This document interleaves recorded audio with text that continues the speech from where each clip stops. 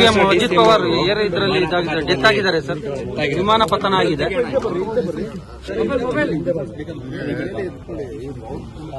ಬೆಳಿಗ್ಗೆ ಬಹಳ shocking news. ನನಗೆ ವಿಚಾರ ಆಯಿತು. ಹಿರಿಯ ನಾಯಕರು ಯಾವಾಗಲೂ ಕೂಡ ಪಾಸಿಟಿವ್ ಆಗಿ ಆಲೋಚನೆ ಮಾಡ್ತಿದ್ದರು. ನನಗೆ ಪಾರ್ಟಿ ಬಿಟ್ಟು ತಿರ್ಗಾ ಹೋಗಿ ತಿರ್ಗಾ ವಾಪಸ್ಸು ಅದೆಲ್ಲ ಆದಾಗ ಸ್ವಲ್ಪ ಮನಸ್ಸು ನೋವಾಗಿತ್ತು. ಅವರು ಪೊಲಿಟಿಕಲ್ ಭವಿಷ್ಯದ ಬಗ್ಗೆ ಅವರು ತೀರ್ಮಾನ ಮಾಡಿದ್ದಾರೆ. ಅದು ನಾನು ಅದ್ರ ಬಗ್ಗೆ ಚರ್ಚೆ ಮಾಡಿಕೊಂಡಿಲ್ಲ. ಬಟ್ ಬಹಳ ಪ್ರೋಗ್ರೆಸಿವ್ ಲೀಡರ್ ಅವರು. ಮೊನ್ನೆ ತಾನೇ ಆ ಚೀಫ್ ಮಿನಿಸ್ಟರು ಹೇಳ್ತಾ ಇದ್ರು, ಆಲ್ವೇಸ್ ಎಲ್ಲದಕ್ಕೂ ನಮಗೆ ಸಹಕಾರ ಕೊಟ್ಕೊಂಡು ಕೆಲಸ ಮಾಡ್ಕೊಂಡು ಹೋಗ್ತಾ ಇದ್ದಾರೆ ಅಂತ. ವಿರೋಧ ಪಾರ್ಟಿ ಇದ್ರು ಕೂಡ ಒಳ್ಳೆ ರಿಸಲ್ಟ್ ಕೂಡ ತೆಗೆದುಕೊಂಡಿದ್ರು. ಇವತ್ತು ಅವರು ಡೆಪ್ಟಿ ಚೀಫ್ ಮಿನಿಸ್ಟರ್. ಸೊ ಇವತ್ತು ಅವರು ನಮ್ಮಿಂದ ದೂರ ಆಗಿದ್ದಾರೆ. ಅವರ ಆತ್ಮಕ್ಕೆ ಶಾಂತಿ ಸಿಗಲಿ. ಅವರೆಲ್ಲ ಕುಟುಂಬದ ನ್ಯಾಯಗಳಿಗೆಲ್ಲ ಏನು ದುಃಖವನ್ನು ಬರೆಸುವಂಥ ಶಕ್ತಿ ಸಿಗಲಿ. ಜೊತೆಗೆ ಇಲ್ಲೂ ಕೂಡ ಅವ್ರ ಕುಟುಂಬದವರು ನಮ್ಮ ಬೆಂಗಳೂರಿನಲ್ಲೂ ಕೂಡ ನೆಂಟಸ್ಥಾನ ಬೆಳೆಸಿದ್ದಾರೆ.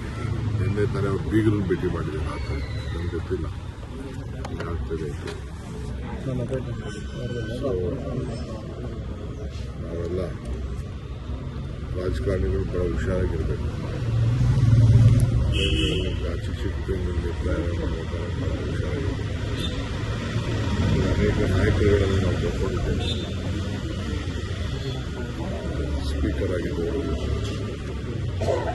ಸಿಎಂ ಅವರು, ಬಹಳ ಜನ ನಮ್ಮ ಪೈಲಟು ಎಲ್ಲ ಕೂಡ ನಮ್ಮ ಕಳ್ಕೊಂಡಿದ್ದೇವೆ. ಹುಷಾರಾಗಿರಬೇಕು ಅಂತ ನಾನು ಭಾವಿಸ್ತೀನಿ. ತಾಂತ್ರಿಕ ದೋಷ ಅಂತಾರೆ. ನನಗೇನ್ರಿ ಗೊತ್ತು.